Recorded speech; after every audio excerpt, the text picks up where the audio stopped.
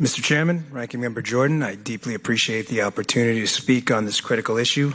Ms. Underwood Brooks, Mr. Floyd, deeply sorry for your loss. I can only hope you take some solace in the justice that we all pray is to come. I mean that. That was a tough video to watch for all of us. Police Officer Dan O'Sullivan, he was a friend of mine. We went through the police academy together. Sadly, we lost touch when we graduated. So we were both assigned to separate precincts, different areas of the city of New York. Dan and I were briefly reunited in 1998, but it was no joyous occasion.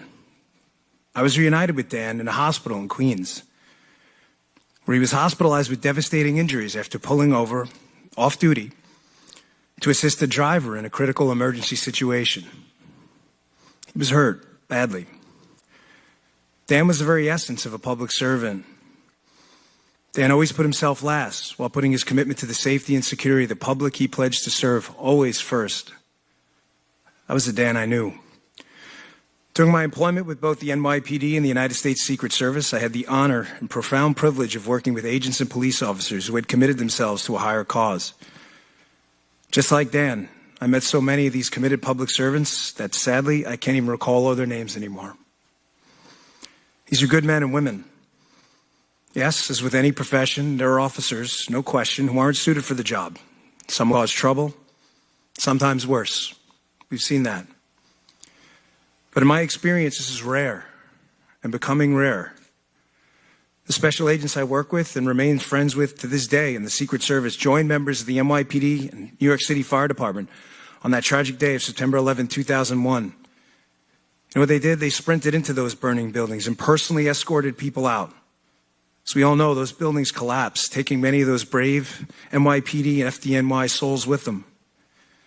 Those brave souls were running into the buildings. Everyone else was evacuating. These are the types of people I was honored and deeply privileged to work with. Public safety came first. Everything else came second. Sometimes even their own families. The defund the police movement will target these heroes. They are the police, these people.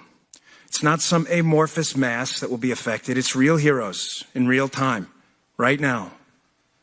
Removing these heroes from your communities and my community will do nothing but ensure chaos and destruction. Police officers are the front lines, putting themselves between the evildoers among us and the honest, hardworking Americans, just yearning for some security and prosperity in a small slice of Americana. We can and should commit to police accountability. There's no question about that. But we can do it without shredding the thin wall between civilization and chaos. There are few jobs in the country as stressful as policing. I receive an email or a text a few times a year notifying me about the death or injury of a police officer I knew, worked with, or knew someone I worked with. Imagine if that was happening at your job. Think about that just for a minute. God forbid you found out a coworker of yours was killed or injured in the line of duty in the course of doing their job. You didn't just get the text. You got this text a couple times a year. That's policing. That's what they do. They risk their own lives for yours. I'll say in closing, I spoke at an event for police officers years ago, and a spouse of one of these heroes said this.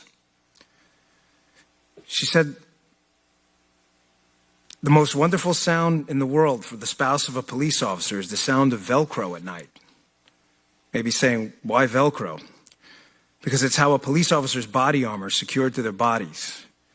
And when that body armor comes off and that sound echoes in their ears, the families of these heroes know that they're finally home safely.